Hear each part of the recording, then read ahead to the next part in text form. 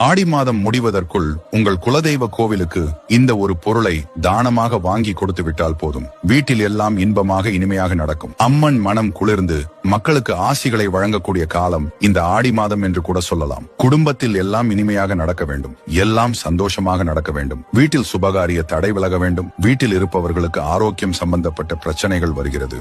மருத்துவ செலவு, மருந்து மாத்திரை சாப்பிடாத நாளே இல்லை. தீராத நோயால் அவதிப்பட்டு வருபவர்கள் கூட இந்த பரிகாரத்தை செய்தால் நிச்சயம் உங்களுக்கு உடல் ஆரோக்கியத்தில் மேம்பாடு இருக்கும். இப்படி பல வகைப்பட்ட பிரச்சனைகளுக்கும் தீர்வு தரக்கூடிய ஒரு தானம் தான் இது. குலதெய்வ கோவிலுக்கு இந்த ஆடி மாதம் முடிவதற்குள் உங்கள் கைகளால் வெல்லம் வாங்கி தானமாக கொடுக்க வேண்டும். அளவு என்பது உங்களுடைய வருமானத்தை பொறுத்தது, உங்களுடைய வசதியை பொறுத்தது. அந்த கோவில் குருக்களிடம் இந்த வெல்லத்தை நீங்கள் தானமாக கொடுக்கலாம். பண வெல்லம், நாட்டு சர்க்கரை அல்லது கட்டி வெல்லம், இப்படி எந்த வகையில் வேண்டும் என்றாலும் நீங்கள் வெல்லத்தை தானம் செய்யலாம். இந்த ஆடி மாத விசேஷத்திற்கு சர்க்கரை பொங்கல் Download ShareChat.